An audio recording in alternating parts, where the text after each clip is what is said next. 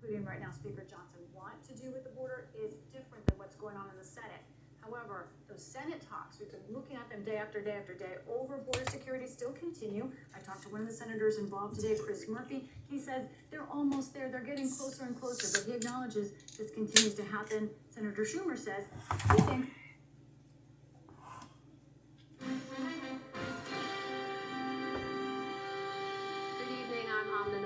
And I'm Jeff Bennett.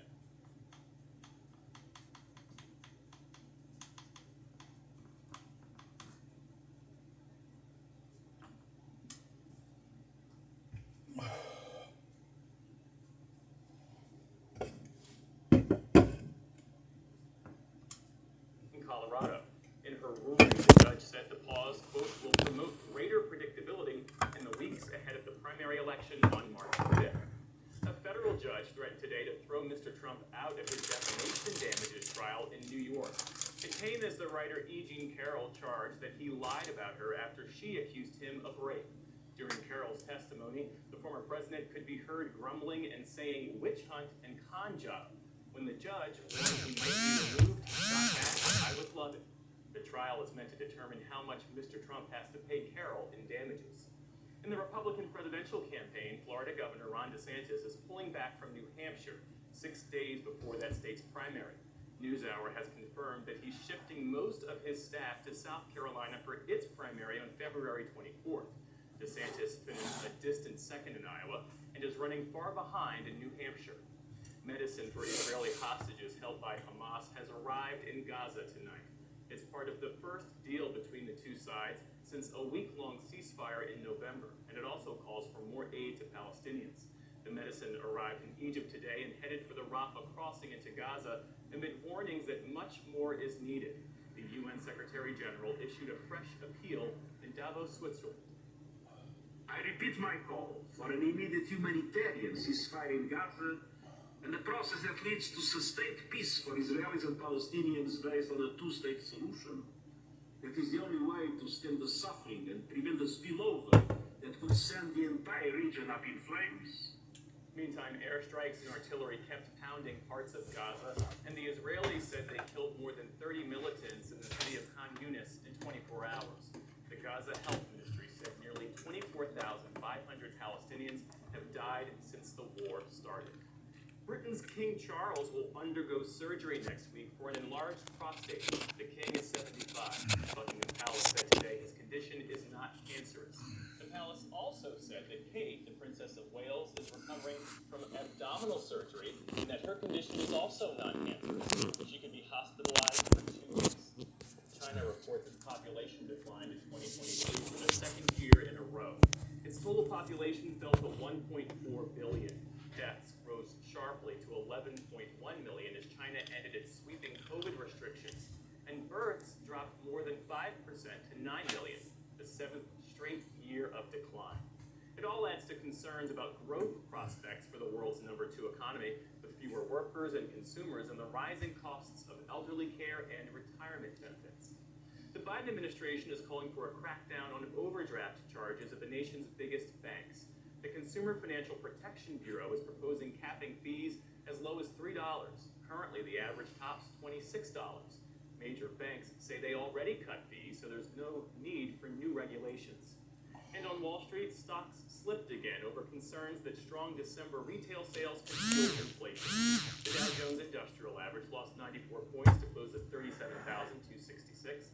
The NASDAQ fell 88 points. The S&P 500 was down 26.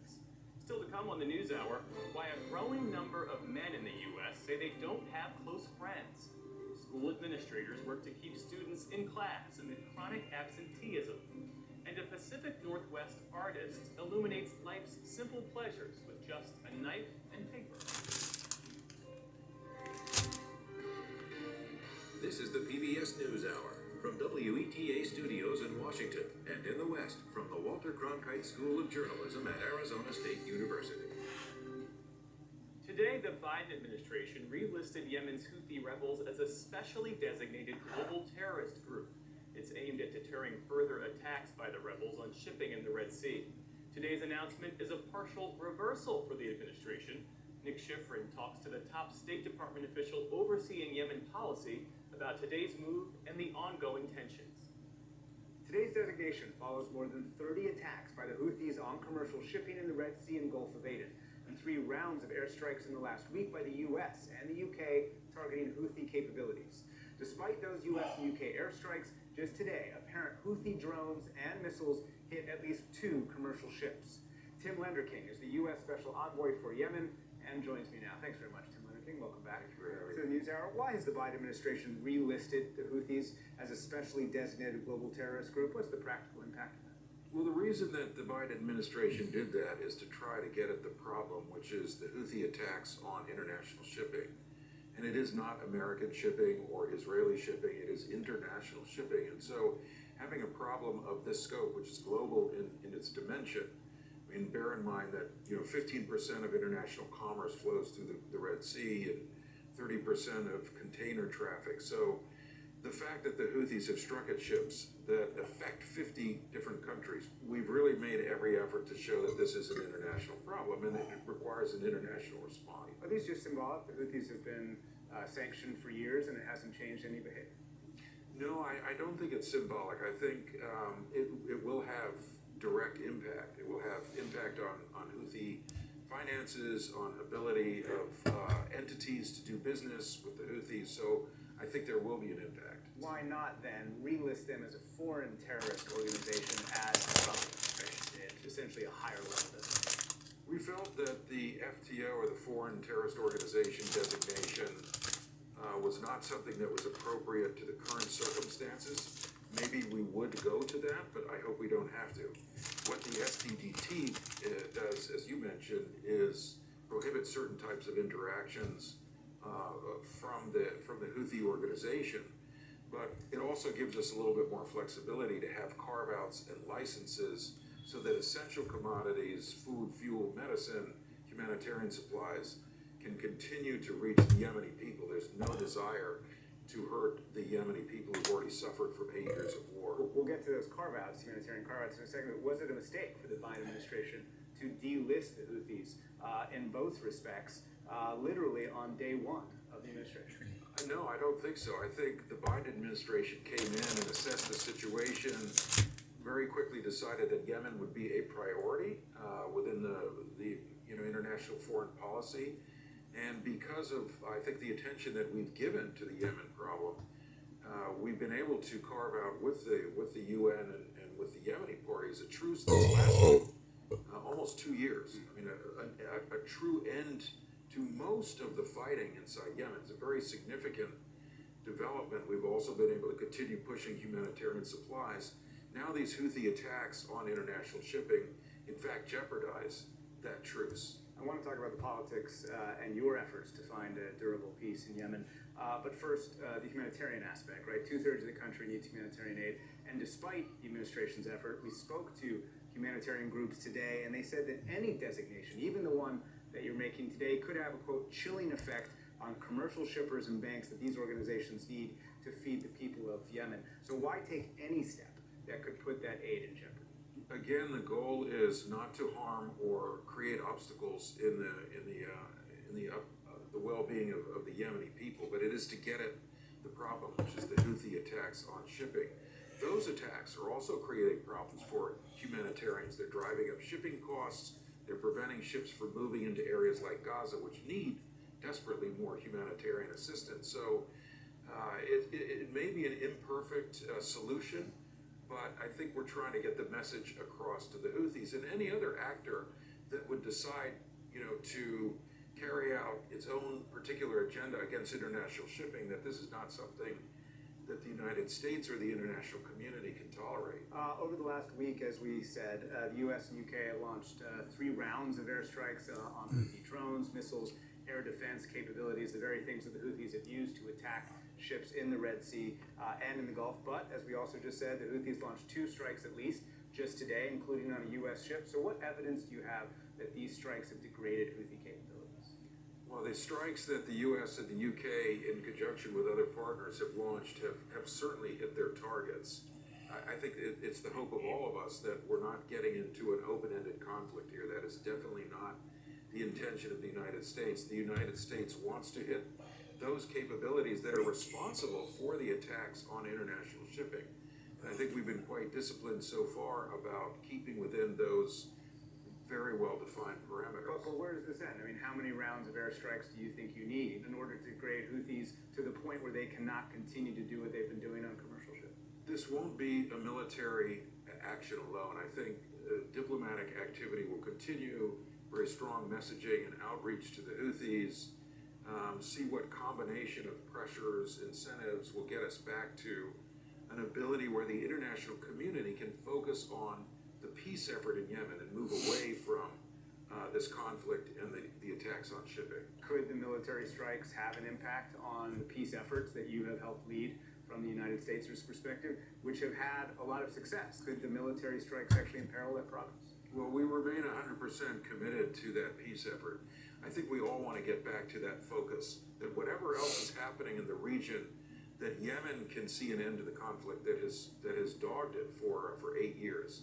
And it's ironic, but the Yemen internal peace process that I described is at its best point in the 8 years of this conflict. We can actually begin to see an end to the war. There's a roadmap to do that the parties have agreed on. So we have to get away from the attacks on shipping and dial that back and get back to a focus on the peace effort in Yemen. And does that peace effort empower the Houthis who, at least publicly, have not shown the willingness to bring the peace that you would like to? I think the peace effort will have a moderating effect on the Houthis. In other words, no party in this roadmap, as I describe it, gets everything that they want. And the Houthis are going to have to show compromise. There are things that they want in this roadmap. They have incentive. They're looking for international legitimacy. And I think the roadmap is one way that they would derive that. And I think, the International Committee has been very strongly committed to this roadmap, wants to see it through. Tim Lenderking, Special Envoy for Yemen. Thank you very much. Thank you.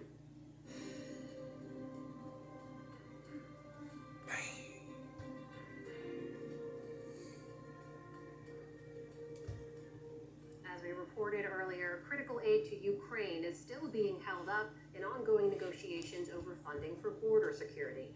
Earlier today, I spoke with former NATO Secretary General Anders Fogh Rasmussen about what this means as Russia's war in Ukraine enters its third year. Anders Fogh Rasmussen, thank you so much for being here. Welcome to the News Hour.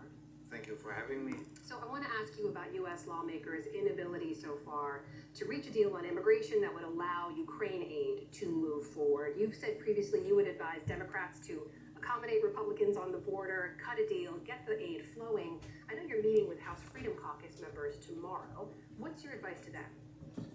My advice would be to do what it takes to ensure that Ukraine wins the war against Russia, because it is detrimental for the U.S. national security interests if Russia wins this war. We cannot allow Putin any success in Ukraine. There's a very real chance that former President Donald Trump will be the Republican nominee, that he could win in November. If aid for Ukraine does not move forward under the Biden administration, do you believe it could move forward under President Trump? Yet we don't know. As point of departure, I'm skeptical. When you look forward, though, into the months ahead and what could happen here in the U.S., you said that even if Mr. Trump doesn't win, you said his nomination alone could be a geopolitical catastrophe. Why? Because I have seen that the fact that he's around, the fact that he probably will be nominated as the Republican presidential candidate, already that has changed the way international actors, they take decisions. They try to hedge their bets. In Europe, for instance, there is a great concern that a new administration might be more inward-looking, more isolationist, that they will leave Europe behind. I don't think that would be in the interest of the United States to weaken its alliance across the Atlantic. On the contrary, we should strengthen the transatlantic alliance. Can I ask you about what we've seen in the U.S. public though, which is some decline in support for continuing the same level of U.S. funding for Ukraine, and specifically this idea that European nations should be doing more. Should Europe be bearing more of the security burden, especially when it comes to Ukraine? Yes, and we are doing so. Latest figures demonstrate that Europe has now overtaken the US when it comes both to military assistance and direct financial assistance. That was late last year, right? We're not speaking about pledges, we're speaking about real money. When it comes to the military, according to those figures, Europe has contributed 54 billion euros, the US 44 billion euros. I appreciate that the Europeans contribute more. We should do so, but it cannot replace a continued US assistance. We need both. We need sophisticated weapons delivered by the United States, and we need more weapons. We need to lift all self-imposed restrictions on weapon deliveries to Ukraine. So the mantra that we will help Ukraine for as long as it takes, it should be replaced with we will give to Ukraine all it takes to win the war. There's been a lot of criticism that had the U.S. and NATO allies done that sooner, the war might have been over by now. Ukraine would be in a different position. It took 300 days into the war for the U.S., for example, to provide long-range missiles President Zelensky had been asking for. Was that a mistake? Yes, it's really, it's a sad story to see our hesitation. And the reason why the Ukrainian counteroffensive It's just have part been of so propaganda. difficult Because we're and gonna so kick their modest fucking is asses that again. we took much too long time We to don't want take them to know that. necessary decisions. Just, yeah. You cannot win a war by an incremental step-by-step approach. You have to overwhelm and surprise your adversary. We failed to do that. Can I ask what impact the Israel-Hamas war has had on all of this? I mean, there's been the argument that the U.S. and the world cannot equally provide support to two ongoing wars, and the idea that That's what we Putin want banked them to on the think. West losing interest or being distracted seems to be now coming true. What have you seen to be the impact of that war? But we have seen how Putin has exploited the situation. After the outbreak of the Israeli-Hamas war, we have seen an intensified Russian offensive against Ukraine. A swarm of drones have hit civilian targets, civilian Poor infrastructure Damn in Ukraine. So no doubt